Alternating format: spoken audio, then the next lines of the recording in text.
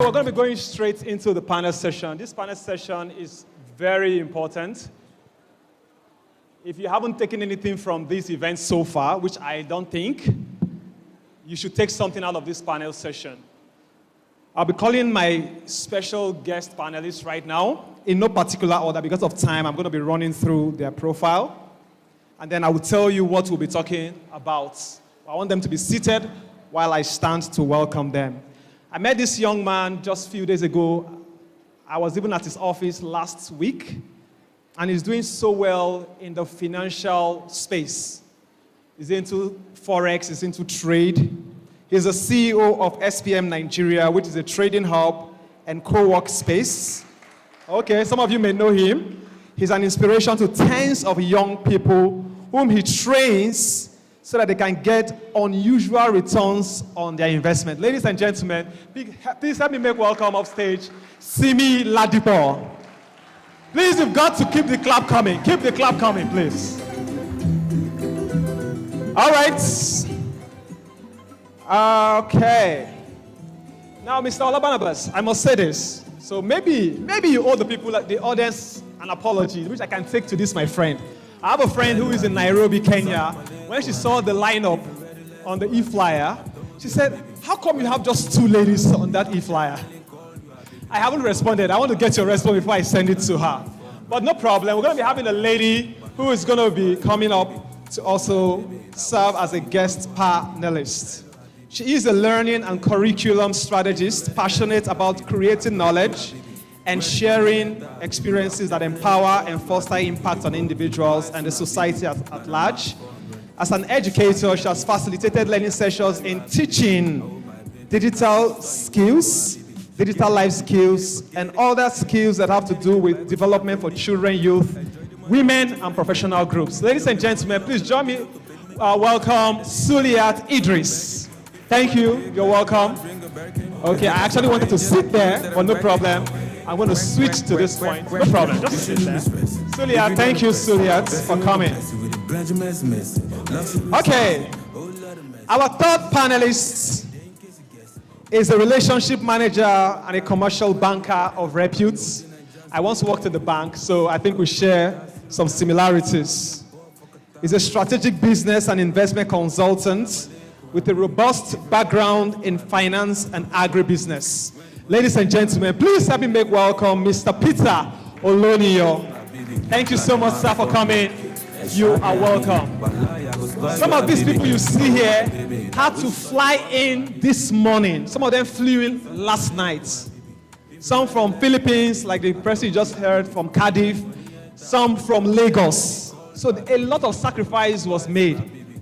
So we are not asking you for too much, to just pay attention and participate, okay? Thank you so much once again, Mr. Peter. And last but not least, he is a seasoned global human resources leader at Sabi with international exposure and a proven track record in organizational development. He's a talent management and HR best practices expert. He champions culture, growth, and operational excellence and bridges cross-functional teams, designing people-focused solutions that empower scale-ups in emerging markets. Now, before I call him up, one of the things that this man and I share is that we've worked together. He's my boss. It was through his HR firm where I went to volunteer in 2017 that I met a beautiful lady that later became my wife. So you can see that he was instrumental in that aspect. So ladies and gentlemen, help me make welcome my boss, Mr. Stephen Ogundeji. Is that the way you welcome my boss? Thank you so much, sir, for coming. He also flew in from Lagos last night just to be here. We appreciate your sacrifice. Okay.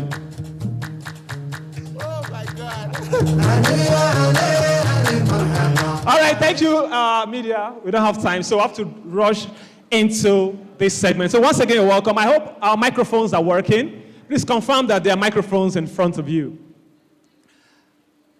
Okay. Hello. Is there one? Okay, so we can just pass them across. So today's topic is so crucial, so simple, straight to the point, and they're going to be doing justice to the topic.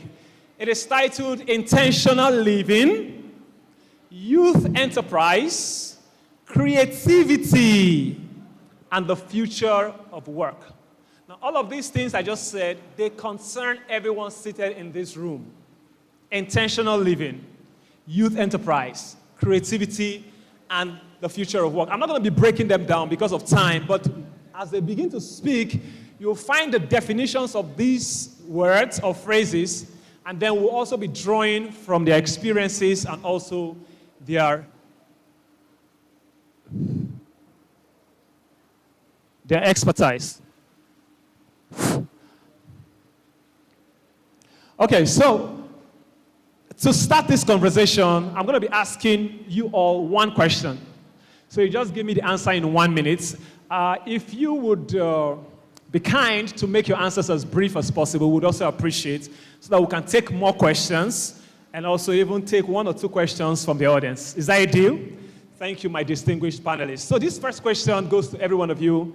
We'll start with Simi, if the microphone is with you. Let me start with you, and then it comes to Mr. Peter. The first question is this. At what point in your life, talking about intentional living, a lot of people are wondering, what does it even mean to be intentional in your living? But I'm sure they will do justice to that. At what point in your life did you start becoming more intentional? I would like you to tell me that first intentional decision you took in your life, either in your personal life or your career, and what impact it made on you. In 1 minute, if you can.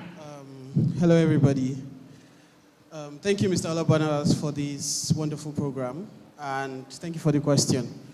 So, personally for me, I think it was while I was in school. We had, I am from a very humble background, and I think that while I was there, I had the opportunity to read a lot, to put my hands in different things. So I am that person that at that time in school, I didn't know what I wanted. So everything looked like it. And I made sure that I tried everything good. Now, that is. I tried everything good till I found the one that stayed. So what happened was that I went on reading books, a chunk of books, and trying to get ideas, trying to follow mentors. And that's one other thing that I think that being in a university will do for you. Because university basically is not just about a certificate, but it's about learning how to learn. And that's what they will teach you. They will teach you how to learn. And then while in school, that was when I learned how to learn. And I learned different skills, put my hands in different things. And I think that was when I started being intentional about my life. Because I read biographies, I saw people who had gone ahead. And for me, basically, I'm someone that likes money. I like money a lot. And I looked at my lecturers and I saw that, I studied accounting. So I looked at my lecturers, I saw that, oh, okay. He was the financial secretary of Ogun State then. And the man was driving a very weird car. It wasn't comfortable for me because I felt like, okay, if I wanted money and that's why I'm studying accounting, then the money is not really there. And everybody has ICANN and all that. So I wanted more. I wanted the money. So I went ahead and looked at people. I looked at the likes of Elon Musk, followed the likes of Dangote, like back to back. In short, I even moved to Lagos because I felt like I'm breathing the same air Dangote is breathing. I went there just to look for the money. I went to the biography and I made sure that I intentionally started channeling my life to be like these people's own so that I can get the goal that I want. And that is when I made that decision, sir. Amazing. That's so profound. Thank you. Okay, Mr. Steven, we'd like to hear from you. At what point did you start living intentionally in either your personal life or your career? That's one decision you took that you remember, and what impact it had on you.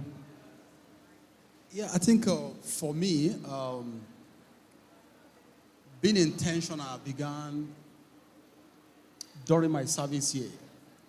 And that's why, as core members, I think is a moment that would define, our life, whether we want to go forward or want to go backward or want to remain stagnant.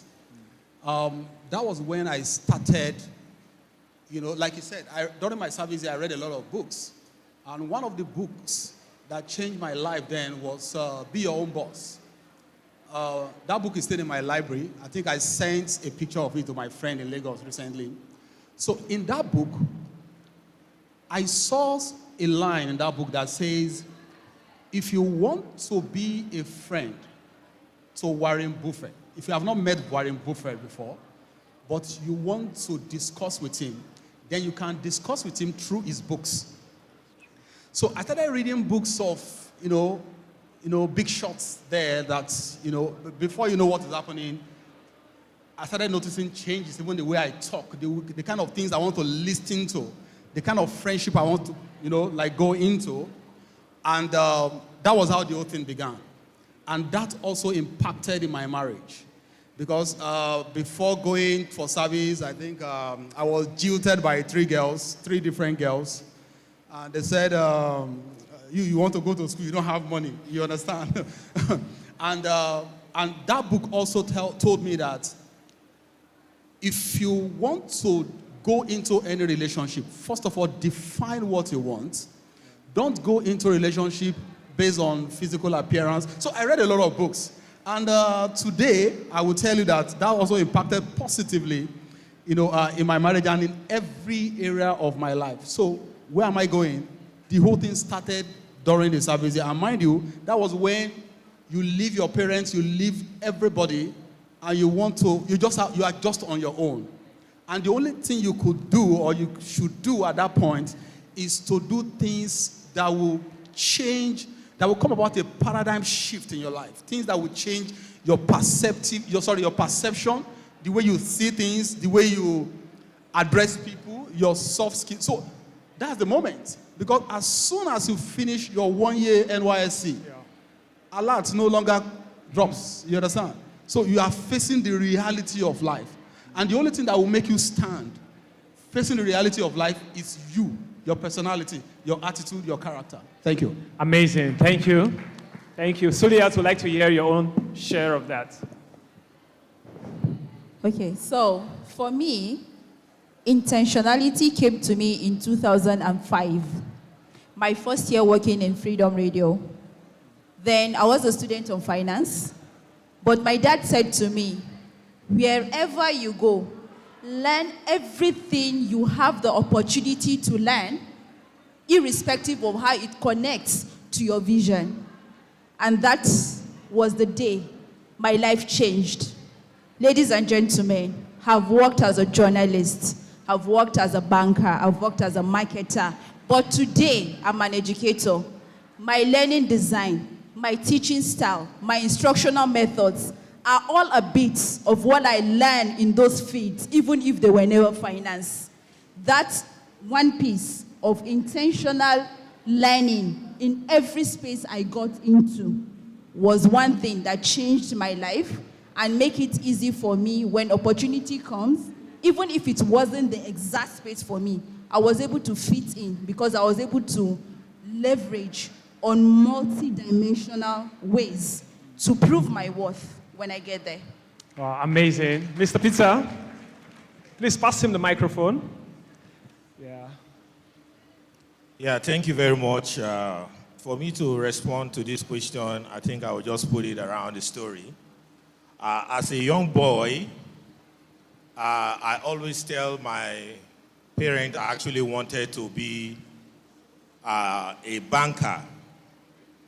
So my mom heard that while we were discussing. So anytime she want to go to the bank, she would say, okay, come, Peter, let us go to the bank. So we'll go to the bank. Then you know how the old generation banks were designed, not like what we have right now. So we'll get to the bank and I'll be looking at the banking environment. I didn't know she was actually exposing me. Let me see the environment I say actually want to work. So my siblings were worried that mommy is always taking him to the bank. And she was just trying to encourage my dream. And she was doing the same thing to other of my siblings in respect of what they want to do. So the bank they took me to was Union Bank. I entered Ahmadu Bello Way in Kaduna, and I saw very serene environment. I saw them inside the glasses and everything. And that picture kept resonating in my head. So when I was done with school, I started searching for a banking job I didn't get. So I got an insurance job in an insurance company. I got the first insurance job. After like 6 months, my satisfaction was not there. I was not fulfilled. I got like a promotion, another insurance job. I was not satisfied. I just go to the work, but this thing keep coming through my head. So we keep moving and moving and moving. You know, how live we have it, we are like marketers, underwriters, and not the rest. So one day we're discussing.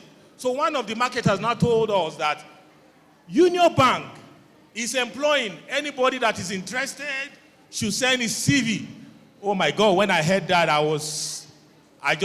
the thing clicked, and I gave him my CV. So when I gave him, after some time, I was invited, and I got a job. So I started working in the bank. When I started working in Union Bank, from there I moved. You know, we bankers, we don't really stay in one place. I moved to the next bank, of course. I moved to another bank. I now went back to the same Union Bank where I became a branch manager in Union Bank. While I was in Union Bank, I thought I have actually achieved my dream. So another idea started coming to my head that what is going on? These people, I see new banks started springing up in Nigeria. So I started making inquiries. I called a friend of mine. I said, is it not possible for us to have our own bank? Why should we be working in other banks? So we went to CBN Abuja. I flew to Abuja. And with my friend, we entered to CBN. They gave us all the list of what it takes for you to own a bank in Nigeria. That was a very long list. I said, wow, this is serious. Okay, no problem. So I was in Union Bank, like I said, but I've been working in big banks. So I told my friend, I think I need to leave this Union Bank and go to a smaller bank. So I resigned. I told my wife, I want to leave this Union Bank and I want to go to this bank. It's a new bank, not even up to 5 years in Nigeria. He said, why? I said, I want to go and learn how a bank starts. So I resigned as a branch manager where I have more than 30 guys under me. And I moved to my new bank where I started seeing how things were being developed from zero so that I will understand what it's all about. So the intention is, this is where I am going. And most of when I tell some people, they say we are crazy. And let me tell you, there are about 7 stages. We have gone through the first stage. We have gone through the second stage. If not because of Tinubu, we should have been completed with the third stage. But we are around it right now. So intention for me, this is what I saw when I was small. When I entered the system, I saw something different. And this is what I'm pursuing. And I know, of course, the way we are moving, I will definitely achieve it. Thank you very much. Amazing. Okay, I'll go back to Simi. But before Simi answers this next question, there's something that was common amongst the answers. Do you notice that? Learning, books, learning, exposure. I want to learn from the grassroots because we have a lot of young people today who just want money to fall on their laps without going through this process of learning and schooling themselves. So thank you so much for sharing that with us. Asimi, let me come to you. Now, we live in a world today where young people, because we are dealing with young people, they want to delve into get-rich-quick schemes. Now, you are in the Forex trading space. You are in the stock market space. And a lot of young people will say, oh, well, that's where we can go and risk our money there because they feel it's something that they can get quick returns. In this book that Ola Barnabas released, there's a place where he talks about a research that was done in Nigeria. At a point in time, the second most visited website was a betting platform. And they were churning in over $400,000 a day. A day. So these are monies of young people who just feel, let me just go and put 500 naira and predict matches and win 5 million tomorrow. So in this world where people want to go into such schemes, and I'm not saying I have a problem with betting, you can choose to do what you want, but what would you say are some of the misconceptions about Forex trading, about crypto, about stock markets that you want to address now so that these young people who have fears or who want to go into this place can learn from? Thank you so much for that question. And I'll be quite plain here, right? The markets could be very, very volatile. And so has every other market. So I like to handle the business of Forex, stocks, commodity, as the same thing as any other business. So in a situation whereby you buy a camera, for instance now, and you start a photography business, without any knowledge, what are the tendencies that you will thrive in that business? It is zero. So you need to have the prior knowledge on something before even diving into it. But what had happened is that because the market is without regulations, that's when I say market, I mean the Forex market, the stock market is without regulations. And they are not telling you that, oh, you have to have BSc to come on it. And it's just accessible out there. You would think that it's just a place to come and make money. It's a lie. So the Forex and the investing market is a market that you have to come and learn well. So sometimes, before you become a trader in a bank, you have to have an experience of up to like 15 years of experience with different accreditations, with different certificates before you become a trader that trades for the bank. So it is not something that you just come into to just put your money and then make money out of it. It doesn't work that way. So the first step, just like any other business, is to learn it. So we have people who learn how to trade. And even when they say they learn how to trade, it might not just be Forex, because everybody calls everything Forex. Crypto Forex, Forex, commodity Forex. Some people go to school and they learn just selling crystals, like just normal metals, like gold, diamonds, and platinum. They go to school to understand how to trade those markets. They spend years understanding those markets. And then you think you can just come into it in just hours and make money. It doesn't work that way. So I would say that just like any other business, when you're coming into a business that is highly volatile, you would come into that business with knowledge, knowing that you have to give some certain level of your time, maybe 5 years, 4 years, 3 years, before you become an expert in that field. And then you would start getting small returns. Because now a lot of people would think that, oh, Forex now, they are making like 1,000% and $1 million, you just made the money overnight. No, it doesn't work that way. And then one other thing I would like to say to top this whole thing up is that, for instance, if you say, this is Kano, right? And then we'll say, where's the most volatile place in Kano where theft happens? Where do people get duped the most, right? So you start thinking about the biggest markets in the States. Do you get it? So the tendency for you being robbed here is less than for you to be duped in the market space. Do you understand me? So let's say Farm Center, for instance, now. So let's say Farm Center, I'm not saying Farm Center has a lot of thieves, but I'm saying that in that market, if you go there, sometimes you could lose your phone and all that. But the tendency for you to lose your phone here is less than the tendency for you to lose your phone in the market. Now, the reason is because the market space attracts a lot of people. And because they know everybody is coming there to make money, some people too are coming there to take other people's money. So that is exactly what's happening in this space. The Forex market transacts over $8 trillion every single day. $8 trillion. So that money is also coming into some people's pockets, and some people are coming into that same market to steal. So that's the kind of market that this is. That's the Forex market, the stock, and the crypto market.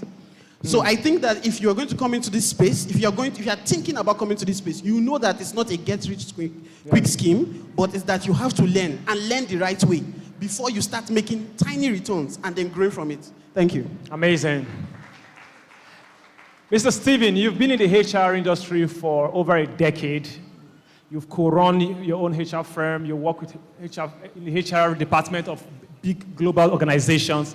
What would you say has been for you the most exciting change in the last 5 years in that industry, and how has it impacted your life and your work? Because change is rapid. We are always in a period or moment of change. So what is that change that you've experienced in the last 5 years in the HR space, and how it has impacted your work? Okay, so maybe I will talk about the change I've experienced, right? Yeah. Because the industry, a lot, right, keep changing, and you just have to go by the trend. I think in the last 2 decades, what happens in the HR industry is what we call, or what I would describe as the pushing strategy. Like, okay, you want to recruit a software developer, you put a job out there, right? People apply, right? You interview them, they get a job, right? But a lot has changed within the space of 2 decades. And that pushing strategy has become a pulling strategy. Pulling in the sense that you don't need to advertise again. So all you need to do is to look for where to get that person.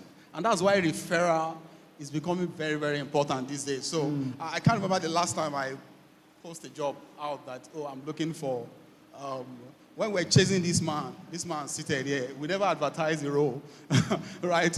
but we chased him for almost 2 months. And it took us a month to finish negotiation with him. He's a global, he's a star boy. So you understand what I'm saying? So a lot has changed in that industry. And if you can't go by that trend, then it means you'll be stuck. So what I've decided, or what I've done, is to increase my networking skills, right?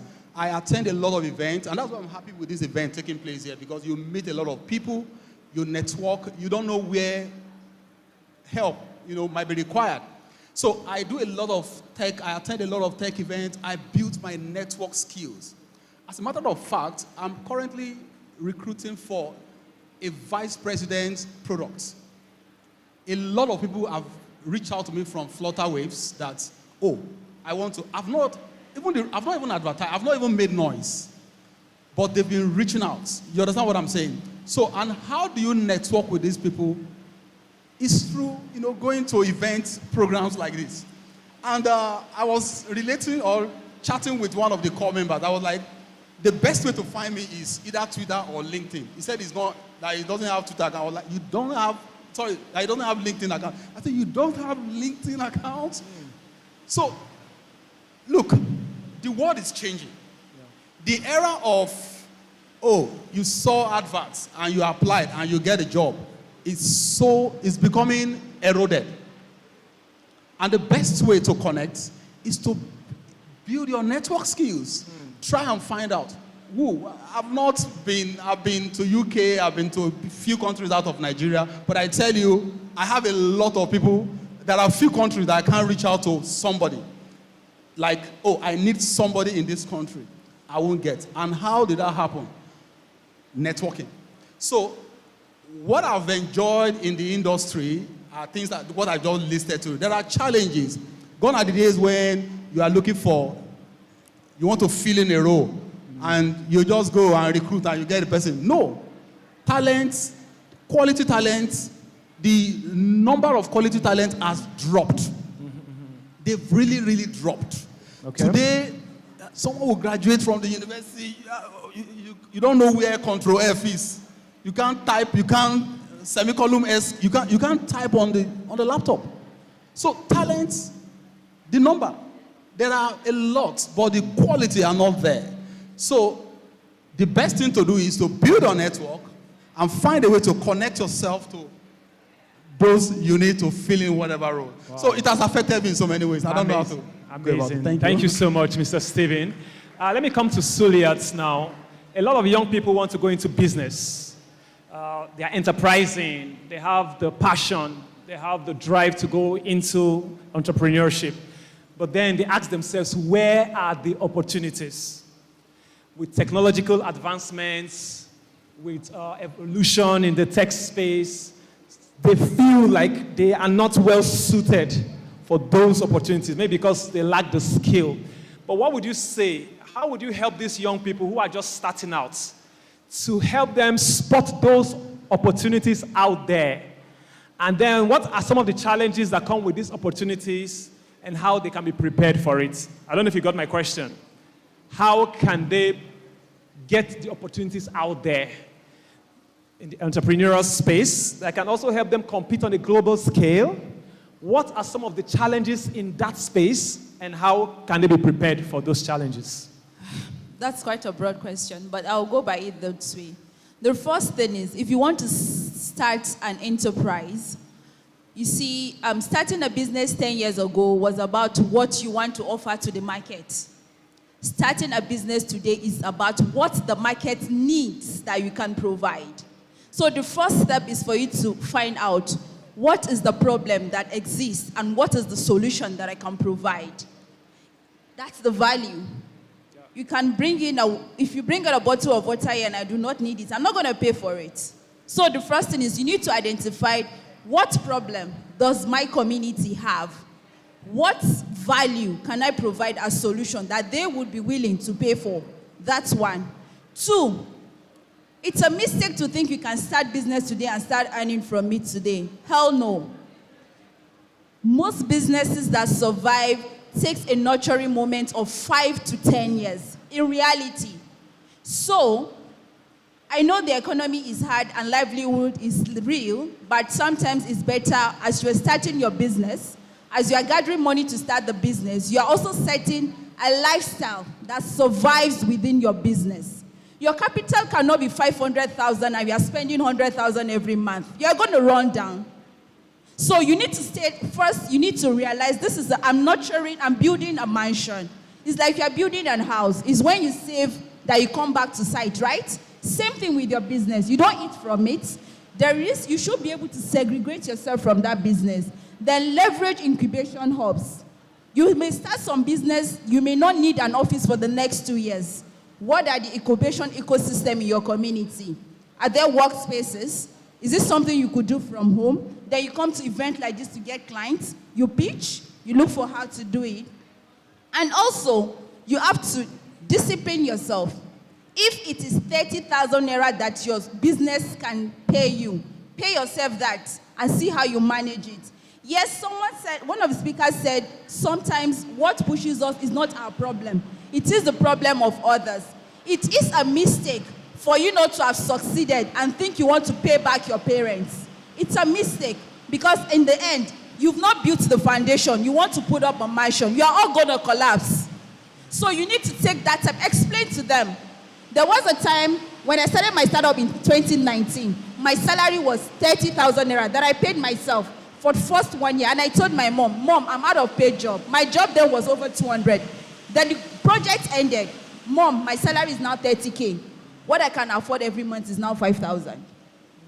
But because I've been there when there is means, they should understand. Whether they understand or not, that's for another day. But I've told you my reality. Sometimes we have to be selfish. If you want to build an empire at the beginning, it's going to be tough. It's going to be tricky. You have to be selfish. But trust me, keep moving. You'll get there. It's just a matter of time, commitment, and purpose-driven. Thank you. I mean, that was a good place to clap, right? Thank you so much, Suliat.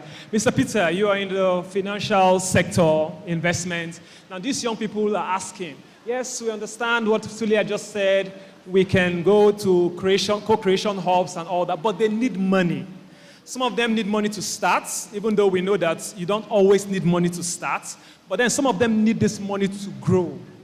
How can these young people who are going into the entrepreneurial space attract these funding opportunities? Given that you are a guru in that sector. So how can they attract funding opportunities for themselves? And if there are other support they can get beyond funding, what kind of support can they get? Yeah, thank you very much. A lot of time, some of my colleagues, because I normally review some of the requests from customers, you know, they want loan, you see business plan from young people, they will bring it to you that they want to start this business, they want to start that business and all the rest. It's actually fantastic. It's actually fantastic, it's good. You understand? But the banks doesn't finance starters. Nigerian banks doesn't finance starters. If you are a new business less than 3 years, the Nigerian bank is not going to finance you. No matter how beautiful your business plan is, no matter how wonderful that business plan is looking like, they will not finance you. So what the system is saying from the commercial side of it, which is the commercial bank in most cases, is that you need to go and start with your resources. You need to go and start with your energy, put it in the business. Then by the time the bank comes, what the bank does is to augment working capital. We only augment what you have started. We cannot start it for you. We cannot carry the risk of your business and put it on our head. So you need to start and let us see where you are actually going. Because if we don't know where you are going, there's no way we can give you money. Actually, it might sound like a bad news, but that's just the reality. You understand? For young people who want to start business, who actually need money to start business, you walk into the bank with a very bold vision and whatever, and actually if you read it, it makes sense. You understand? But let me say something. In Africa, there's something that is not common, and we call it commonwealth. It's not common in Africa. If you have the knowledge, why do you have to bother about getting the finance? There are people that have the finance and they can help you. If you have not found them, it's because you have not searched enough. True. If you have not found those people, you have not searched enough. And I'm going to give you a typical example. I told you, I said in my first submission, I wanted to start my own bank. In 2022, before Tinubu came in 2023, the capital requirement, which is the first step for you to start a bank in Nigeria, for a national bank, is 25 billion. I don't have 25 billion naira to start a bank. But I talked to one or two people that I want to start a bank. And the guy was laughing. What the hell are you talking about? I said, yes, you only take 25 billion to start a bank, national bank. You want to start a regional bank, 10. But me, I don't want to start regional. I want to start a national bank. He said, where will he get 25 billion? I said, I know you have the connection. Talk with people, let's see what can happen. Do you know, 2 people gave us in 2022, August, 25 billion. I don't even have 1 naira inside of that money. And when they gave, because I've been thinking, where will I get 25 billion naira and all that? Because I don't have that money. And we went to CBN, we responded to them, and they gave us the account number. We did an RTGS from Zenith Bank and did 25 billion to them. And the guy in CBN called me and said, this guy, you are already an owner of a bank. You understand? The rest step is just simple. So we went to the second step, the incorporation. We did all that. We got to the third step because in business, there's challenge. We got to the third step, and that took us to 2023. Around early 2023, they asked us to hold on because there's some issues with CBN. And when this government came, we met, what's his name, the CBN governor now. He said we should hold on, that there's some embargo and all the rest. We cannot continue. So we held on, and they wrote, even before they made the national announcement, that a national bank is now 200 billion, and international bank is now 300 billion, 500 billion. So you see, so they wrote us and said, decide, do you have the balance of 175 billion? I said, hey, we don't have the balance of 175 right now, but we are going to get back to them. And you can see the challenges in business. So we have to return the money back to those guys because we know that the approval in principle that we needed, we cannot get it because the government have changed ground, have shifted ground, and now we need 200 billion to start. So what I'm saying is that we have the knowledge. I'm a banker. I understand the tricks. I know people I'm going to bring on board. I know how to go about it. But the problem is that I don't have the money. So since I don't have the money, I have to go and meet people that have the money to help me. Yes. And those are the people that financed it. So this is how it actually works. So if you're a youth, a corper, you have an agric idea, there's somebody that have the money. He doesn't know how to use it. But you must convince him. You must show him that you are serious. Then the person can invest in you. If you have tech, whatever it is that you're coming up with, you must show to the person that you have the capacity. Let me land on this lastly. I called my children. I said, what do you want to become in future? This one said doctor. This one said this and that and that. I said, okay, I'm going to give you people 6 months. Go and think about it. They came back. The person that said doctor now said IT. I said, fine. No problem. I got laptop and whatever. And I got a phone I gave him. When I gave him the phone, I bought this parental lock. This lock that you give, you put on your kids. So I have the lock on my phone.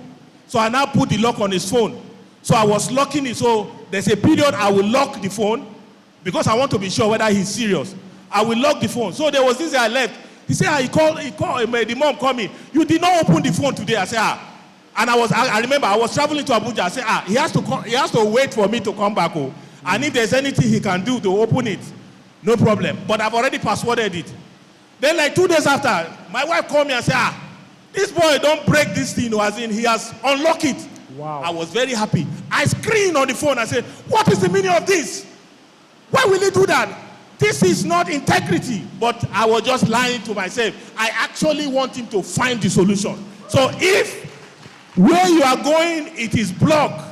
If somebody tell me he's learning IT, there are things that you need to prove to me. So he proved to me that he wants to learn it. So if you have the idea, you have the knowledge, look for the money, not necessarily from the bank. Thank you very much. I appreciate it. Amazing. Oh, goodness. I wish we could just stop time. But before you go, I just want to, I have so many questions to ask, but we don't have time. The MC is already here. But let me start from you, Mr. Peter. In 30 seconds, what's that one most important message you want these young people to take from this panel discussion, talking about intentional living, youth enterprise, creativity, and future of work? What's that one message you want them to take? In 30 seconds, please. The one message I'm going to give is that, you know, when you come to a program like this, and before your own was to become a farmer, and you heard somebody talking about IT, and you got confused, that means in the first place you are not even sure where you are going. You are not even sure that it was farming. This place is supposed to make you reignite the previous idea or purpose or vision that you have. If I hear somebody talking about the moon now, I don't care. What is in my head is how to start my own bank, nothing more. If you have said anything, I only look at how to polish it and make sure I align. Let me tell you, it is always very important for you to be focused. And I've always said, I prefer an ignorant person that is focused than a genius that is not focused. Nigerian environment requires you to be very focused. If you don't know where you are going, you'll be very, very confused. Thank you. But if you know where you are going, be focused, and we are going to meet at the top. Amazing. Thank you so much. Suliat, what's your own one message you want them to take? Thank you. So it's just a rider to what he said. The dynamism of Nigeria can always bring confusion to you every day. But remember who you want to be. And you have to leverage these changing dimensions that are coming. Are you an English graduate? What can the trend do, make you do better? Are you a graduate of geography? What can the trend make you do better? Be focused, but then be functional as you facilitate your focus. Thank you. Amazing. Thank you, Suliat. So I think everything has to do with focus, self-discovery, discovering yourself, know what you want to do, and what makes you happy.